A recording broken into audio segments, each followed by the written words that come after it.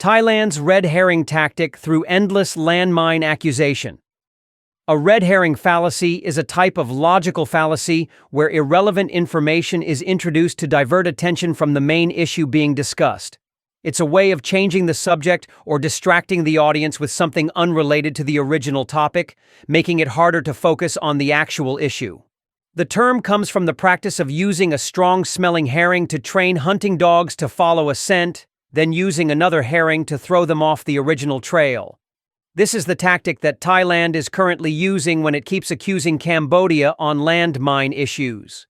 In Khmer, we say, "Bai lok bai lor," or children's plays, in which Thailand is trying to play to divert international attention.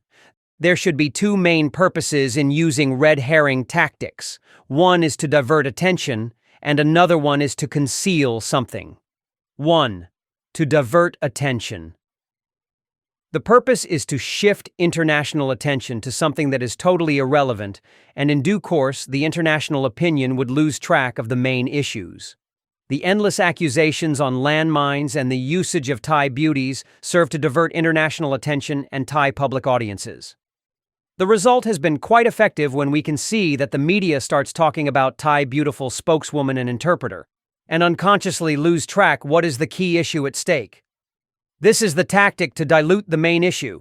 Thailand would be most satisfied to see Cambodia trying hard to stand at the defensive line against the endless accusations on landmines.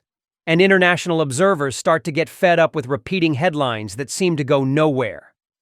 Imagine how long you can keep yourself focused on international issues that don't really affect your daily lives. Thus, if the international audiences keep seeing the news about landmine dramas on and on every day, they will lose focus in the long run, inevitably. 2. To conceal something. We need to ask, what are the key issues that Thailand is trying to conceal? Remember, Thailand has not released the 18 Cambodian soldiers that it has unlawfully captured after the ceasefire took effect. Remember, Thailand acknowledged the use of internationally condemned cluster bombs against Cambodia, which will cause lasting effects on the daily lives of Cambodian people, even after the war.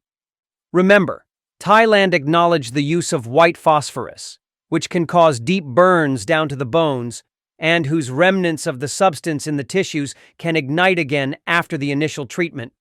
Remember, Thailand bragged about the use of F-16 and Gripen fighter jets to penetrate deep into Cambodian territory and to drop heavy bombs such as Mk-82, around 220 kilograms, and Mk-84, almost a ton, while Thailand is trying to argue that its act was mere self-defense.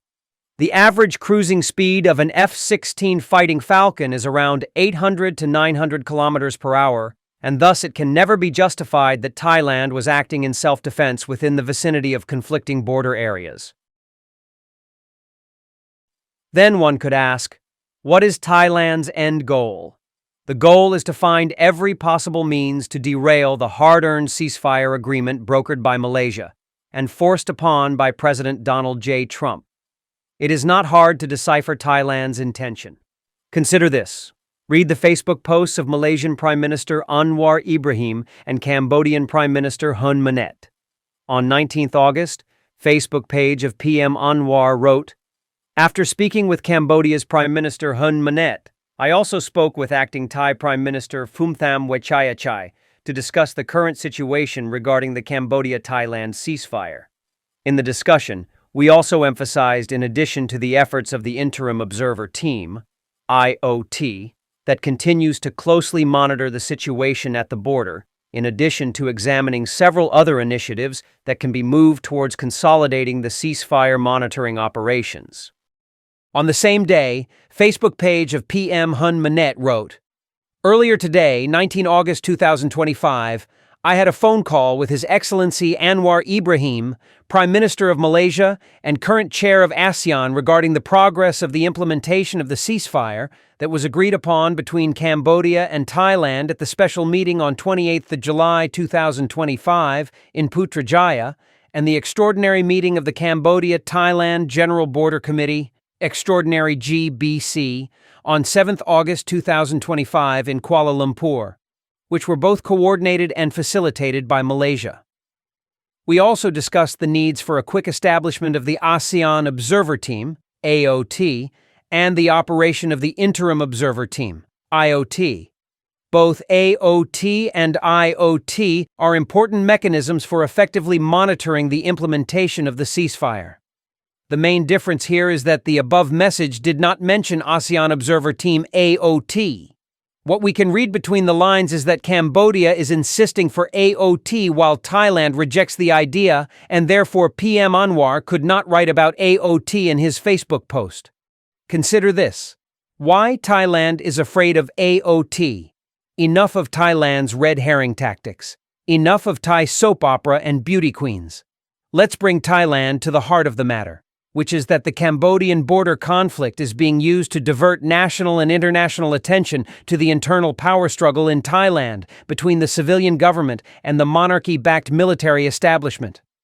Cambodia needs justice. Cambodia needs peace. By Chan Kunthani, a Phnom Penh-based geopolitical and security analyst. The views and opinions expressed here are the author's own.